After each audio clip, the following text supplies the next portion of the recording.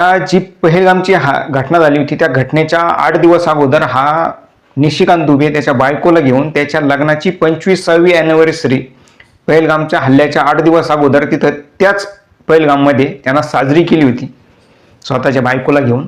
आणि त्यावेळेस त्या निशिकांत दुबेला नरेंद्र मोदी यांनी 50 NSGचे कमांडो पुरवलेले होते. त्या 50 NSGच्या कमांडोच्या सुरक्षेत त्यांना तिथं त्याच्या लग्नाची अॅनिव्हर्सरी 25वी अॅनिव्हर्सरी साजरी केली होती. अहो, लाज वाटली पाहिजे या भाजपच्या लोकांना. देशाच्या सुरक्षेचा अशा प्रकारे वापर करतात आणि स्वतःच्या अॅनिव्हर्सरीसाठी 50 NSGचे कमांडो नरेंद्र मोदी यांनी त्याला दिले होते.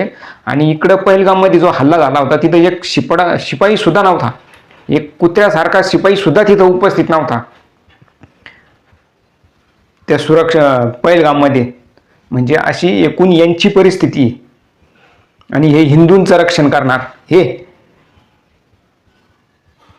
अहो, तिळ पापड होतो, तळपायाची आग मस्तकाला जाती.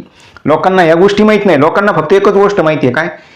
हिंदूंना मारलं, धर्म विचारून मारलं. अरे मारलं धर्म विचारून बरोबर आहे,